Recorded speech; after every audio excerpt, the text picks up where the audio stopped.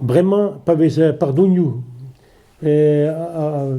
E brodreger dressol vi brolon vi ser kasnai.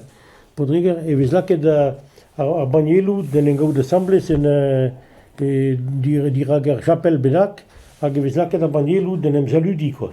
Lo da la bannielou da boka nel de ben pa vez meur a bares a lodal la con que da bannielou da boka nel de ben me a zisken an ezi da saludi. Da saludi e we goed pardon santif is revisik l'andreger on l'a que da saludi repare chual a tout a bannielou en saludi di sa classe pinamarne taman zi rue dernier ja mais a rauk an rahe gochal an rahe so bet invented gadar veleyen a blambour a 10 jours suré a rauk an rahe khanvet a rauk neuze et c'est à 13 égards pardon et c'est en dut et procession et c'est que procession fin lost à lost makara c'est nergan a cantiku agar baniel gato tondeul davon 13 l'air ma vicher pardon abma khane gafchen na vishu ne kontro binak assembles kar baresal vicher kanu aya et vicher laket dan dio vangel nergichen vazan dimer bareka ja, zan ma zo brasto hapunera hidainite. Age vese kanu gato betek tagno durun. Vese gato vishu pepiniti venesan sanset. Ja.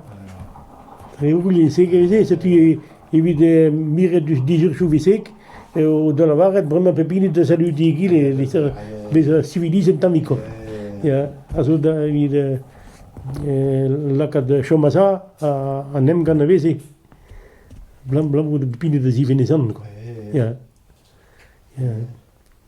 Da gave pardoniou e veze Mais bechal kos khoas.